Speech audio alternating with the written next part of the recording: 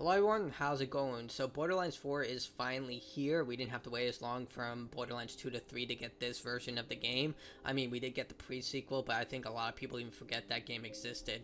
Regardless, Borderlands 4 is here, but the PR leading up to the game's release has been more or less a disaster. Yes, it was because Randy Pitchford kept opening his mouth and saying the worst possible thing you can imagine, but it was also a lot of people who played the game and they were shouting about optimization issues, crashing, all of that, and we all saw it when it came to, well, for those of us who still watch Conan O'Brien, saw this in live action when he did his Clueless Gamer episode. So right? No, that's the left trigger. You can hold LB, which is the top thing there. You hold that. Wait, what? We just went to... What happened? Yeah, oh, you crashed the game? How? I crashed the game! I've never seen this. That's not a good sign, especially during a live event before the game comes out. And again, people who had early access to the game were shouting like, this is poor optimization, problems, glitches, all that stuff. And Randy Pitchford came out with the most passive-aggressive statement you could think of, because I don't know what's up with this guy. He tends to speak down to a lot of people, and it's frankly not good. I think someone needs to take away his phone or like push him off Twitter, or at least... Like my ex-girlfriend Amanda, she was a social media manager for a lot of top athletes, and she told me that they literally had an obligation just to share their tweets through a draft system, and she would verify and check every single tweet they make, and she would say, you have no idea the crap these people say, and they think they're smarter than everyone. I feel like he's doing the same thing where he thinks he knows better than everyone, but he's in an echo chamber. That's at least what she told me. Like, you have no idea about the stuff that were career enders for these people if she didn't catch it. But regardless, yeah, a day one patch does a lot. That said, the expectation for using a below mid-spec machine should be that the game is unplayable, that the game runs at all on your system is a miracle, that you can get 55 to 60 frames per second out of heavy combat is actually incredible given how the engine and what's going on under the hood. Your specification doesn't indicate if you're on SDD or HDD, but that also explains some of the hitching. It's also a big, bold, new seamless world. I'm sorry that your older hardware may not provide buttery smooth performance for the latest AAA games, as has always been the case since the dawn of PC gaming. And yeah, that's a very passive-aggressive way of saying, hey, why are you using a dated machine, you peasant? Look, I wasn't aware of this, but a lot of people like myself use the 1660 GPU. That's apparently like the evergreen of GPUs ever made. I used that for a good 7-8 years, and it ran, look, it didn't run Doom Eternal at the best possible performance possible, but it ran the game. And if you've played Doom Eternal, you know how graphically intensive that game is.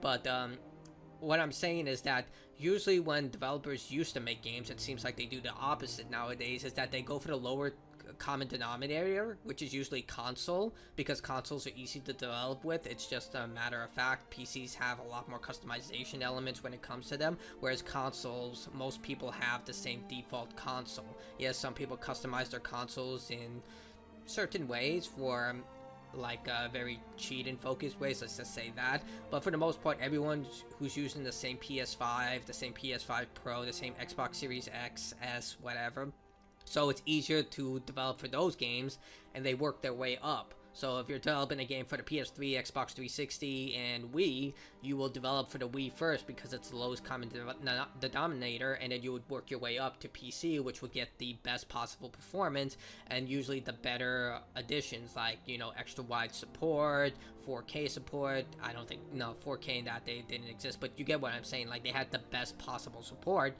But it also came with a lot of issues because they had to take into consideration different GPUs, motherboards, a lot of different customization function, operating systems being the biggest thing. But yeah, but the way he talked about this, I really feel like they should do that approach where they just make him like tweet in drafts, and then someone comes and like just monitors this guy, because I feel like he's just living in an entirely different world. Look, I will say that as he's a developer, or at least I think he is. I'm not really sure, but if he is a developer, I can get when you're an expertise in a certain subject that you tend to educate, or at least you wonder why people don't understand. But at the same time, there are better ways to say this, like say, hey, we're sorry that it didn't meet your expectation. We're working hard on making sure everyone can play Borderlands 4. Please keep applying your feedback to us. We are working hard. We're trying our best. You know, something in the lines of that would have been much more beneficial than this statement right here, which he's just talking down to people. And you can see here the reviews mixed, not exactly a good sign. Now it does have a high player count, which 200k is pretty good for this game. But when you look down at the Steam reviews, a lot of people are echoing the same issues. Like even the positive reviews, well, he's saying that he has a good experience, so maybe he's the rare person. But a lot of other people are saying, no, we're having bad performance. I mean, this guy actually has a pretty good rig. Wait, 64. What? This guy says that he has this guy has a freaking 5090. I wonder if he has what type of RAM he has on that GPU. But regardless, yeah.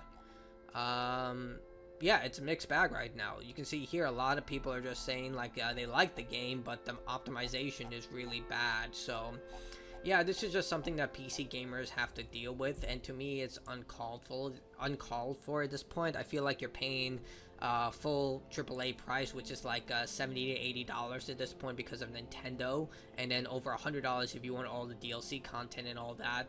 And it's so expensive to just be a paid beta tester at this point. You're paying the company at this point just for them to knock out all the kinks, hoping that the game runs. But look, I get that you can test the game for 100 years. You're not going to get all the bugs out of there. Like, look at speedrunners who still run Super Mario 64. They find new glitches almost all the time. But regardless, in this system, it just degrades a lot of trust. I don't think they're really going to care, considering they get such high numbers like this, because why should they? The only time they ever care, it's like the Syndrome quote. Because now I'm a threat. That's the whole situation. If there's competition, then they'll be more inclined to create more positive customer experience. Look at what's happening with Call of Duty Black Ops 7 versus Battlefield 6. A lot of customers are just not happy, and Activision Blizzard, and by extension Microsoft, bent the knee, and now they're trying to make a more realistic military shooter as opposed to the Fortnite-ification of their game, because in response to Battlefield 6. But with Borderlands, I don't think it has any real competition in the forefront of looter shooters. It used to have Destiny, but Destiny is now literally on the toilet end of gaming. Like, let's even look at Destiny 2. Like, this is the biggest competitor, I would argue. Yeah, that is not... I mean, it saw a spike. Then... I wonder what this spike is. Huh. I wonder what this was. But regardless... Yeah, for a live service game, this is in the toilet, so, tell me what you think in the comments below. I'm hesitant to buy the game at this point because I've seen this happen not only on PC, but on console as well. A lot of situations have happened where the game launches utterly broken, and honestly, with the way that game prices have just ballooned, even though it's my job, I'm hesitant to just dive into AAA games. And I'm looking forward to playing older games, especially when you have games like Silksong, which I haven't dived into. I want to play Hollow Knight first, that run completely fine, but granted, that game's been in development for like 6-7 years, and they could have really took their time with that, but still, it's a AAA company. I think a lot of it has to deal with bloat and management issues. If they had a more concise team, then maybe these issues would have been ironed out. But then again, it would have taken longer to develop, and at the same time would have cost the company more money, or maybe less money because you're paying less employees, but you're also extending the development time. There's always a trade-off to that stuff. So tell me what you think in the comments below. Are you going to buy Borderlands 4 right now? Do you have any plans to buy it? Or are you going to wait until like a Game of the Year edition? Or maybe are you just like done with the franchise? I would love to hear other people's opinions on this. I think a lot of people felt so burned after the Borderlands movie, Borderlands 3, Tales of the Borderlands 2. I'm actually pretty surprised that it's still pulling numbers like 200k. But, you know, it's a fun franchise to an extent. Like, a lot of people I've seen reviews for it have all stated the same thing. It's a fun game. They haven't really conveyed much about the story, so it's a little hesitant for me. Like, believe it or not, I actually do take lore very seriously in goofy games like this. Like Borderlands 2, there's a reason why Handsome Jack is considered one of the best villains of all time in entertainment, not just in gaming, but ever made. So, maybe. We'll see.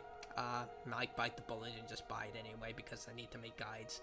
But that's it from me. Tell me what you think in the comments below. Till next time, goodbye. Have a good day.